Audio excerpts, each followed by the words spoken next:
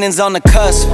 Not too old to adjust. Old dog, new tricks. Remember, I was just a pup. So Come on, be the shoe. Let's go, come on, be interesting.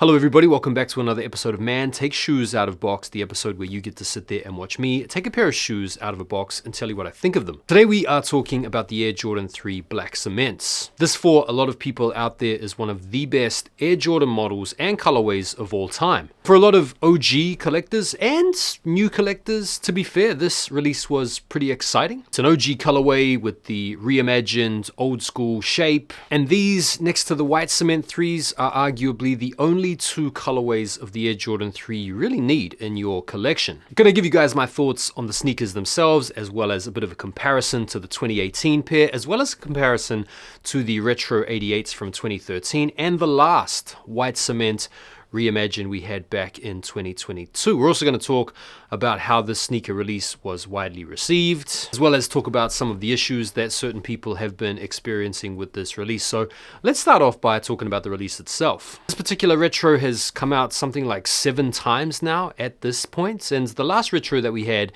was in 2018, which was the first retro we'd had, I think, since 1988 to come with the iconic Nike Air on the back. So right now, this shoe, the 2024 pair, is basically the closest we've ever gotten to the original 1988 retro, which for a lot of OG collectors out there is pretty exciting. If you guys have been following the channel, you'll probably know that I wasn't really all about this release. I'd pretty much resigned myself to the fact that I wasn't even going to go for these, because I still have my 2018 Black Cements, which aren't really getting enough wear time as it is. So I was going to skip out on these, but then Nike hit me with the exclusive access. And bro, when you see that notification, you just can't help but feel compelled to think about it and then pull the trigger. So that's what I did. I came up on these via exclusive access. The wider release went down globally yesterday. I know for some of you guys over there in the USA, these sold out pretty quick and weren't that easy to get your hands on, although I have also heard other feedback from parts of the USA suggesting that these are still available online and in stores in places for you guys down under, Australia and Aotearoa. I know these were a little bit more difficult to come up on, but at least for us here in the UK, bro, these are still set online in most retailers in full-size runs, which is absolutely fantastic, because this is one of those sneakers that should be made available to anyone and everyone because of how much of a historic colorway and model it is. The packaging is pretty much your bog standard Air Jordan 3 packaging at this point. There is some difference between this packaging and the last white cement 3 packaging that we had, which came in the reimagined form with the more distressed look about it. This is just clean cut Jordan 3 box. On the inside, you don't get so much a retro card as you get like a retro pamphlet, which was a good nod to the nostalgia, but if they were going to give us a retro card, they might as well have just done it properly. Not this sort of like Chinese takeaway pamphlets type thing. But anyways, the shoes themselves, as you can see, are very, very nice. The first thing that you'll notice is the shape. The shape is clean. The shape is nice. Much more commensurate with the OG shape. What I like about the new shape is the fact that it is a bit leaner. It's a little bit more streamlined. They're a little bit lighter. They're not quite as bulky. Now, I have seen some people out there complaining about their pairs, which is fair enough. This guy here was complaining today about receiving his box with an absolute bullet hole through it, which was pretty interesting. But in just giving this particular pair here a little bit of a once over for quality control, my pair looks pretty good. The only thing that I would point to in terms of quality control is this absolute bicep vein going down the front of the toe box. That's the only real issue. I don't have any glue problems, there's no stitching errors, there's no big scrapes or scratches or anything like that. So from a quality control point, these are pretty decent to my eye. So these were £190 or $220, which is a lot of money to pay if you're not satisfied with the quality control. So I am at least happy from that standpoint. Now, before we chuck these on foot and I give you guys probably your 48th look online at these,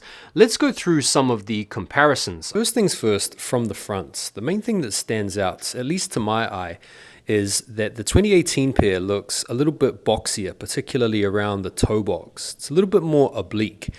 With the new pair, it's a little bit more rounded, it's a little bit sleeker, and and a little bit leaner looking. But from the front view also, you can notice the difference in the tongues. If you look at the 2018 pair, the tongue definitely comes up a lot higher than it does on the new pair. Looking at the shoes from the back, it's a similar type of story. You can really get a sense for just how much bulkier the 2018 pair is compared to the new pair. This looks like the pair before the diet, and then this looks like the pair after the diet. I should remind you that these are both the same size. These are a US 10.5.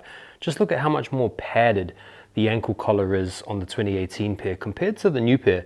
Also, the tab on the back here comes up on the 2018 pair pretty much flush with the top line of the sneaker, whereas on the new pair, the heel tab actually comes just up short of the top line, so you can see a little bit of that perforated material around the back. You can also see from here just the difference in the tongues, how much higher up it is on the 2018 pair. From the side, as you can see, the 2018 pair is just a little bit bulkier. These new threes have that real OG shape, which I really like. A big thing for a lot of people has been the difference in the leather. On the 2018 pair, the leather is way more tumbled. And honestly, I used to associate the pebbling on the leather as being a sign of quality, but it really isn't necessarily a true indication of quality. In fact, some people might not even like the pebbling because over time, it doesn't really age particularly gracefully. This is pretty soft and it is pretty nice, and it will suit some people's eyes more than others. But the leather on the new pair, apart from this absolute bicep vein I've got going down the front of the toe box here, the leather on the new pair is actually quite nice, and there is a little bit of tumbling. It's just not quite as pronounced. From the top, you can really get a sense for the difference in the construction as well as the padding around the ankle collar. For some people, this is going to be a great feature of the 2018 pair if you want a little bit more padding around the ankle. For other people, they're going to enjoy this sort of streamlined look a little bit more because the shoes aren't going to look so bulky. And if you look at the tongue difference, like the thickness on the tongue of the 2018 pair is way thicker than that of the new pair. And this tongue also sits a little bit lower as well. So the bigger, thicker, fatter, higher raised tongue kind of gives off that more bulkier aesthetic that we've pretty much gotten used to now with this shape 3.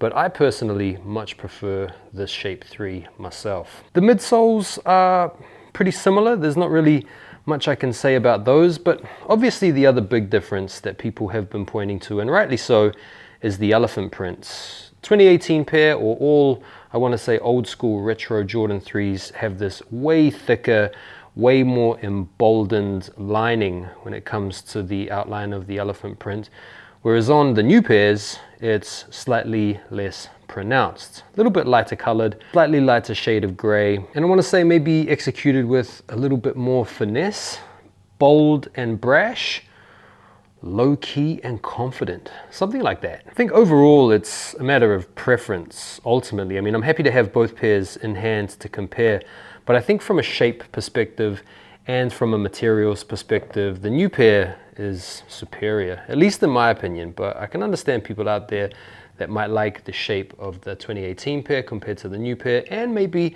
the slightly more pebbled texture as well as the poofier tongue and more support around the ankle collar. But apart from that, they are still pretty similar. If we do the same comparison with the white cement 3s or the retro 88s from 2013 or 2012 and the Reimagined 3s from 2022, you can see it's the same situation all over again. Comparing the Reimagined 3s with the black cement retros, obviously with the Reimagineds, what they did was they oxidized the back tab as well as a little bit of creamy coloring on the midsole to give them that semi-aged look. But this really is the same shoe as the black cements. I mean, it didn't even really need to go that hard, I don't think, in turning these into a Reimagined. They could have just given us the flat retro like they did with these. But as you can see, comparable in terms of the shape. Tabs on the back are pretty much the same height. Placement of the Nike Air, identical. Elephant print, similar, although you might even argue that the elephant print on the Reimagined is slightly bolder compared to the new pair. You can really see that there. See how the elephant print here is quite thick, whereas here it's quite thin. And the gray shades, I mean, they're similar, but this is a much lighter gray in my opinion. Outsoles pretty much the same. Toe box construction pretty much the same. Height of the elephant print on the toe box part pretty much exactly the same. Perforated leather on the tongue.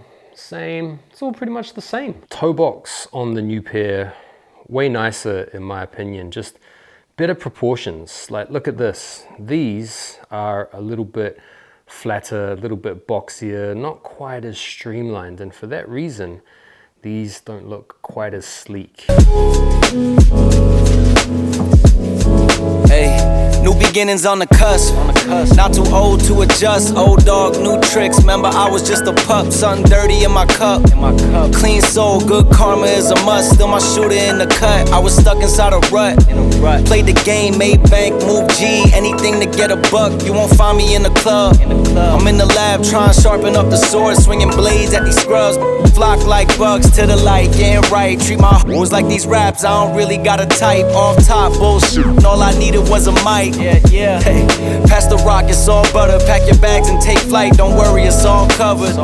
Hey, live your life while you can. Our days are all numbered. Rain could cause thunder, but the sun comes. In terms of the fits and the feel, comparing the on foot to the 2018 pair, these definitely feel a little bit lighter. They feel a little less bulky, but they also feel a little less padded, which, depending on how you like your fits to feel, could be a good thing, could be a bad thing. I like the fits of the 2024 pair a little bit better. They run true to size. In terms of the resale right now, look, if you're in the UK or the EU, these are sitting around. You might as well go and scoop up a pair, even if you're 50-50 about these. And in certain sizes, these may well drop under retail anyways. And so the big question, I guess, out there is, which is the better retro? Is it the 2024 pair or is it the 2018 pair? And I guess it's all subjective, but my own personal view is that these are better. The 2024s are nicer. And the same things ring true for the white cement 3s from 2022 versus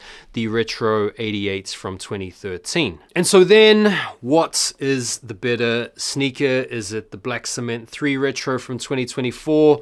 Or is it the white cement Reimagined from 2022? I mean, bro, depending on the day, depending on the weather, depending on the fit, either would be fine. I think, to be perfectly honest, my favorite sneaker, or one of my favorite sneakers of all time, are the white cement 3s. So I would take these every day of the, not every day of the week, I would take these 5 days out of the week. And then on the weekends, I would take the black cement 3s. But I do think this is one of the best retros of the entire year. What do you guys think? Do you guys think this is one of the best retros of the year? Did you pass on these? Are you happy with your 2018s? Do you like the black cements over the white cements? Feel free to drop a comment down below. And thanks, as always, for taking the time to watch the video. Really appreciate you guys messing with the content recently. All of your likes, all of your shares, all of the comments really help to inspire me to keep on making videos and keep on pumping out the content. So as long as you guys are feeling it, I will continue to keep on making it. I'll see you guys on the next one. Take care for now, and peace.